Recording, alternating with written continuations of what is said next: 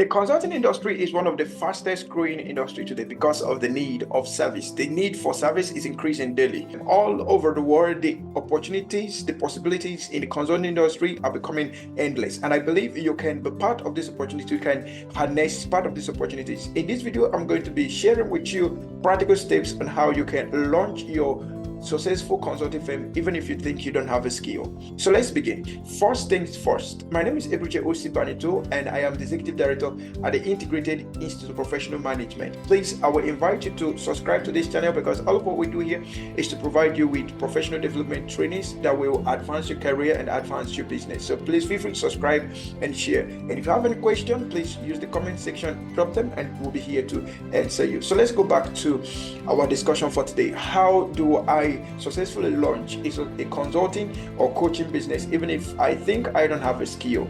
Number one, which is establishing a vision. Every business that must strive must focus on having a very strong vision. Okay, so your vision is the future that you see. So for you to be able to start up something that could be sustainable, you must look at how the future of that could be. So you have to design a desired future for your consulting firm. Secondly, you're going to find out your niche. So you may have to do a SWOT analysis to discover your core competencies, do a SWOT analysis to find out your strength in terms of opportunities, in terms of your skills, your qualifications, your experiences, your network, and what have you. So what opportunities will your strength provide for you? By doing a niche analysis, you will be able to find out which area you could possibly focus on. Is it strategy consulting, process consulting, operations, wellness, exercise, health, nutrition? You have to find out which of the areas that best suit you. All right, validate your idea. Every business that must strive must have a hungry market. Okay, my mentor once told me, he said, before you ever develop a product, make sure that you have a demand for that product, and that's very, very important. So before you go running your idea, all right, make sure that you have a market ready to be served. Okay, make sure you have a market ready to be served. Now, having identified which market you want to serve, and then you've also considered the scalability of the market to guarantee sustainability, you now want to develop a prototype of your template and test your product with your customers. Test your product with your prospective customers. So how do you want to do this? I want to do this by offering freemium for people to give you feedback on what you think about your product, about what you think about your service in the consulting space that you've chosen. All right, so you may want to consider that. So after you've created a template of your product or created a prototype of your product and you've tested it and it's accepted, you have feedback, you've integrated the feedback, you've improved on the product, and you're sure they have a product to deliver. The next thing you want to do is to create a unique value proposition. So create a unique value proposition. What makes you different from the others? Okay, what makes you different from the others? You must create uniqueness. All right, you must have unique selling proposition. Your unique selling proposition is somewhat going to disrupt your market and cause customers in that market, clients in that market to begin to draw attention to your own product. All right, so you must create an attention drafting proposition for your product that you've created. Now, after you've created your value proposition, the next thing you want to do now is to create a business plan. You want to be sure that you get to that vision that you've described for your business. So you need a plan to walk you from where you are to where you want to get to. So your plan will contain all of the strategies, all of the descriptions of what needs to be done for you to move from where you are to where you want to get to in terms of your vision. The next thing you want to do is to legally set up your business. And you need to have the counsel of a lawyer or a legal practitioner in the field of business who will counsel you on what kind of business structure you need to register. This is very, very important.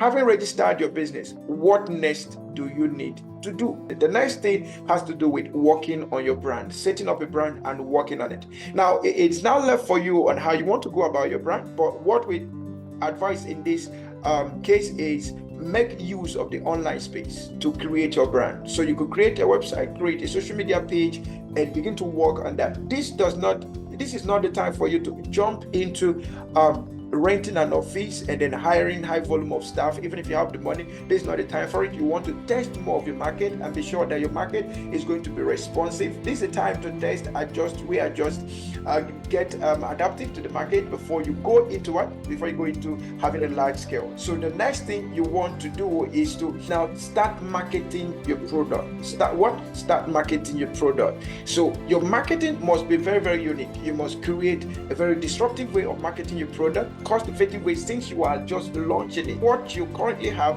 optimizing and maximizing your resources at this time is very, very important in the process of marketing. You could use word of mouth, use non-cost implicating approaches in making sure that your marketing is done very well. All right. Then the next thing you want to do is collaborate. This is very, very important.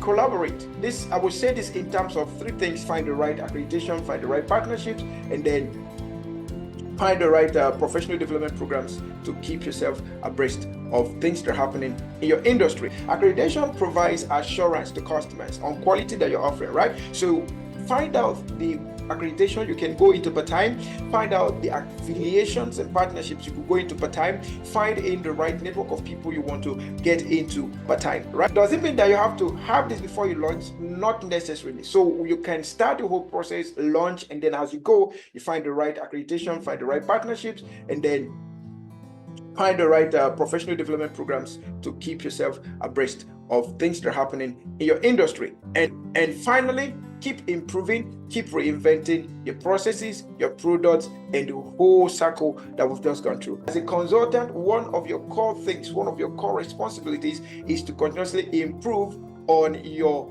development, your personal development. So gain the relevant certifications, gain the relevant licenses to be able to give value to what you're doing and master your art so well. That would be a very good one. All right, I know you've learned something in this video. Thank you so much for watching, and please, I recommend that you subscribe, you share, and then please comment. I would like to have your comments so that I can also provide answers. I'm not the only one here. Some of our professionals will also be there to give you the best answers ever. Importantly, we have a course on certified management consultant, and I would like you to check it out. If you want to become a consultant, that's a very good course that would set you on your way to becoming a very profitable and successful consultant. Thank you so much, and see you in the next video.